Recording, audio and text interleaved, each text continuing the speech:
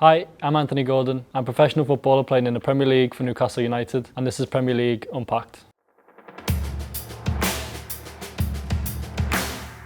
Do players get excited about seeing a new season's kit, and do you get to see it before it's released to the public? Yeah, I'm really excited. Obviously the new collaboration with Adidas is going to be electric for the fans, and just to see it in the stadium and back at Newcastle, it's going to be an amazing feeling. And like I said, I've seen the kit, so I'm really happy with how they've turned out. I can't wait to wear them next season. What is the hardest part about training? The hardest part for me about training is the day after a day off, because normally I've been lying around and relaxing, and then all of a sudden you're back into it and your body's probably not ready, and it feels a bit tired the next day. Average day of training would be getting for 9:30. We usually have a meeting around 10 AM, and then we will go into the gym for 10:30, do like a warm-up, and then 11 AM we'll go out to train. Usually finish around 12:30. We'll train for an hour and a half at real intensity. Which is more intimidating as a top level player? Huge sold out stadium or tiny ground with fans pitchside? For me it would be tiny ground with fans pitchside, the old traditional type of stadiums. Intimidating is probably the wrong word.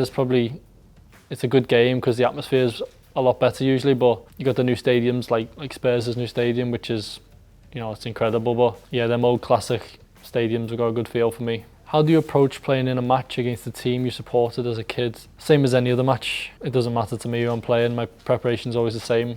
It's always at the best level it can possibly be. But I'd be lying if I said there wasn't a bit more motivation just to show yourself and do well. How much do you talk to opponents during the game? Is it always trash talk? I don't trash talk often. Probably depends on the player or how the game's going, to be honest, but I'm usually quite nice, complimentary during the game. I don't ever try and get in people's heads or anything like that. I'm purely focused on what I've got to do. That's my way of going about it. If someone's doing that to you though, do you just ignore it? Yeah, I will ignore it a lot of the time, because if they're trying to talk to me, it just means that they're probably having a bad game and they're clutching the straws to do anything to get back into the game.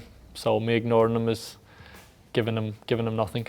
What is your schedule for the 24 hours before a match? It'd be a very detailed analysis of the day. It depends what time the game is, to be honest, but normally it'd be training in the morning. I'd go home and relax, spend some time with family. The key part about my schedule 24 hours before a match is the food and hydration. That's my main focus. Just getting enough carbs in to enable me to perform at an elite level. And then of course, the visualization and meditation and visualizing what I want the next day and the next game to look like, and I do that after my food in the evening. How much do you analyse a match? Do you have to watch the full 90 minutes through? Yeah, I would say so. I analyse very in depth. I spend a lot of time watching my games back.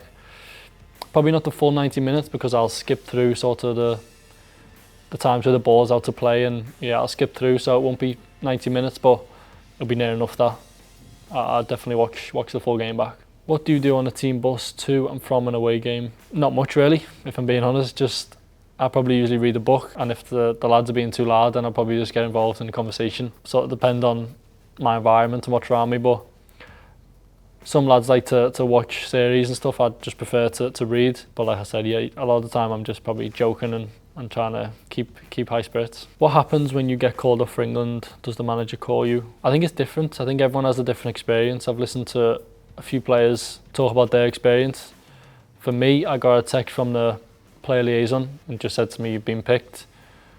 And yes, amazing moment and amazing feeling, so I'll never forget it. Doesn't really matter how you get called up, if I'm honest. It's just when you find out, it's a feeling you'll never be able to describe or probably get again. After you've received that call, who was the first person you told? Trips was in the changing room next to me. We were talking about it right as I got the text, so it just led on to the conversation, and a few of the other lads around, and it was a good moment. They were all really happy for me, so it was a really good moment for me. Are there any foods that are completely off limits as a professional footballer during the season? I wouldn't say they're off limit, but I think you want to keep your diet pretty low fat and stay away from takeaways as much as possible if you want to perform at an elite level consistently. But I think people think of footballers as like a machine where we never have cheat meals or we never do anything bad. That's a false reality. We have plenty of meals just like other people.